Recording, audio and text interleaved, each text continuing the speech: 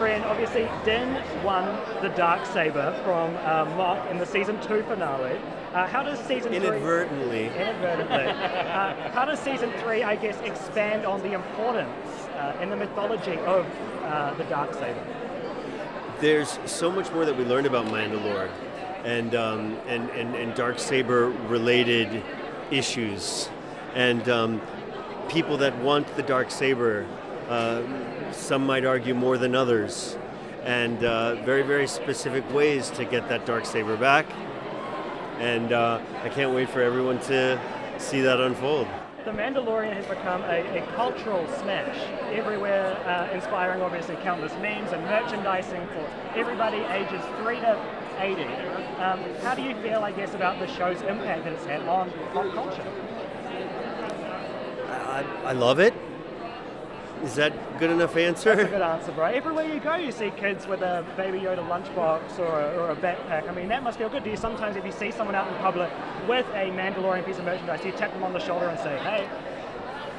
I love the anonymity of it because it's true, you know, around the holidays, you'll see decorations. I'll be walking my sister's dog and her neighbor has a baby Grogu, this massive inflatable baby Grogu with a Christmas tree. I remember being at the airport and a family in front of me, and the kid, their child had a baby Grogu onesie on to travel with, and it was a long line, and so I was behind this kid for like a good hour, and you know, it's a lovely thing to admire anonymously, actually. Admire anonymously. Yeah, sometimes, yeah. What do you think it is about The Mandalorian that has captured everyone's hearts, fans, new and old? Yeah, I think that there is something about The Mandalorian that feels nostalgic. I feel that tonally it reminds us of the original trilogy, and it's introducing this to an entirely new generation. You can sit on the couch with the biggest Star Wars fan that's seen everything that there is to know about Star Wars and read everything there is to know about Star Wars, and a 5-year-old, and they love it all the same and for different reasons, and that is really, really special. Many people are calling it the best thing to come out of the Star Wars franchise for a long time. What do you think it is about this story that has just captivated the world? Oh, that's a good question. I don't know. I can honestly tell you, I don't think anybody knows. If anybody knew what a formula was, everybody would be doing it. We're just very fortunate, I think, to have Star Wars as the galaxy in which we fly and swim and do all the stuff we do. We have great creative people producing, writing, Jon Favreau, Dave Filoni. We have a wonderful group of actors. We have a wonderful group of stunt people, performers. We have amazing production designers and post-production artists. I mean, it's probably one of the most comprehensively talented groups I've ever been involved with. So I think the delivery of ultimately the kind of entertainment that is going through Disney Plus is really, there's no secret. It's just, you do great work. You know, what do they say? If you build it, they will come. I think this is built properly. Moff Gideon's backstory and motivations have yet to be fully explored on the show. How much do you know, I guess, about the character's history, and how do you go, I guess, about filling in the gaps as an actor? Well, for me, you know, I do a lot of research in regard to the whole franchise and looking at other Moffs and how they've carried themselves. And I do that particularly to find what their link is to this whole universe. And then I refine that to what I have scripturally to deal with and to look at. And how do I make this Moff Gideon contemporary, cool, in style, in time, in step, in rhythm. And so I love that kind of work. And in this world I'm in now, I feel like Moff Gideon has a good reason to be here because he's trying to extend some vision, whether it be light or dark. And that's the struggle of this show, the lightness and darkness of it all. Right, exactly. Very much so. Now, obviously, as you say, light and dark, we're not really sure where your character stands at certain points, but you have become a fan favorite in the show. What has been, I guess, your approach to bringing the character to life, and what do you think it is that makes him such a compelling character? He takes control of the chaos. You have something I want. It is hard to deny someone who knows what they want. I mean, and even if you are unsure, someone who is as commanding as the portrayal that I am embodying in Moff Gideon, you're just captivated and you want to follow him because you want to know where he's going.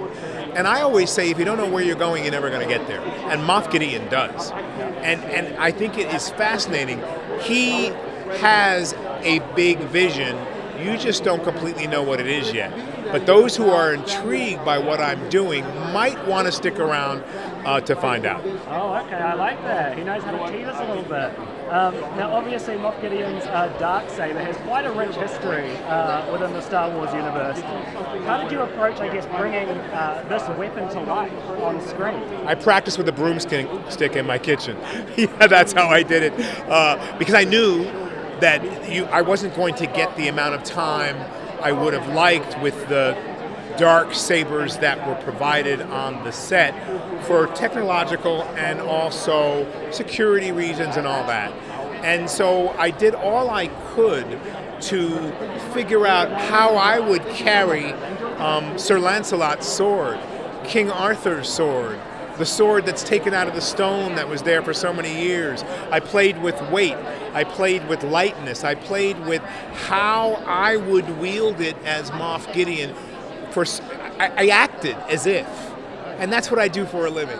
Act as if that you don't know how to use this weapon, and then completely do the opposite. Act as if you have had this in your hand for a lifetime, and you've just got it back.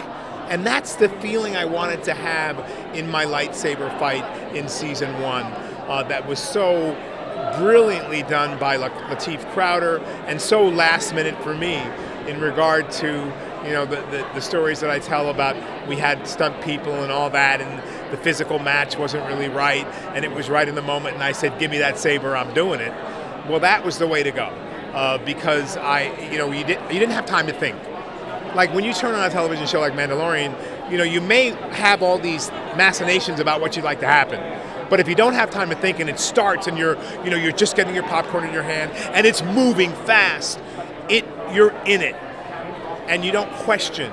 And then you become enamored with, excited, in wonder, and enchanted by the fact that what you thought didn't happen at all, it was something a whole lot better. Wow, my friend, this is why you do what you do, because you're darn good at it. Now, obviously, season 3 right now, big celebration. Everybody has been waiting anxiously for this. Some characters in this, old and new, some of which have become fan favorites. I mean, Grogu has become easily one of the most beloved Star Wars characters. Yeah, Grogu has become a social media star. Isn't that crazy? Isn't that crazy? And then with fans constantly speculating, I guess, about Grogu's backstory. Will season 3, I guess, finally shed some light on his Jedi roots or his species ties? Yeah, we're going to reveal a bit more about where he comes from. Though, as far as the species goes, George always felt that species should be kept a little bit of a secret. They never really revealed too much, so we don't go back and learn more about the origin of the species, but we do learn more about what happened to Grogu as he starts to remember things, and we start to see things through his eyes, as we've sort of been establishing on the Book of Boba Fett and in the previous seasons of Mandalorian. Well, looking forward to seeing that evolve. Now, the Mandalorian, as with any Star Wars project, has inspired countless fan theories and, as we say, speculation. Yes, that's good. Do you ever look at those and think, it's a good idea? Sometimes people guess at where things are going, and the audience is really smart on Star Wars, and they know it really well. A lot of people have been at it for decades. They've read a lot of, there's a lot of different contributions made, some of which are source material, some of them are extended universe. But the fans are very connected to these places, these people, these characters. Sometimes they come up with ideas that we look at each other like, I hope ours is as good as that. But the fact is, we're fans too, and so when we get together, we talk just like the fans do, except we're in the writer's room. Right, well, Yeah. you're in the lucky spot right Yeah, there. yeah, and we're in the fun spot. Now, obviously, this show has introduced us to a range of new characters, stories, and worlds. What is the process like, as you say, in that writing room, I guess, kind of creating these new things that we hadn't seen before and expanding what we know and love about Star Wars? It's an interesting set of challenges because on the one hand, you want it to feel squarely like Star Wars. You want it to feel like something that came out of the world that George Lucas created. But by the same token, you don't want to just keep repeating what they've seen before. And so you want things to evolve, and you want all the pieces to fit together in a way that's satisfying and rewards people for paying attention and for having been fans for as long as they have been. And whether you're somebody like me who saw the original film when they were 10 years old, or people who are growing up with the Clone Wars, or the sequels, or the prequels, we want everybody to find an entry point.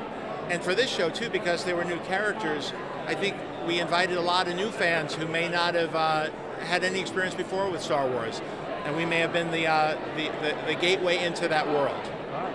And with obviously so many different Star Wars stories evolving, different eras of time and whatnot, is it kind of tough to figure out where you are?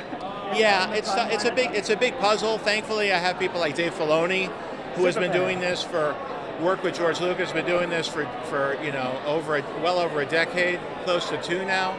And then we have all the people at Lucasfilm. We have Katee Kennedy. We have all the other filmmakers that we could call up to and talk to them. The actors also. When we deal with Luke Skywalker, we call up Mark Hamill, and he weighs in. So or Tamara Morrison for Boba Fett. So we have, it's a big family, and everybody really wants to see Star Wars keep going and continue to grow and take exciting turns. So we all have a vested interest in making sure each other's projects are looked after, and we collaborate as much as we can.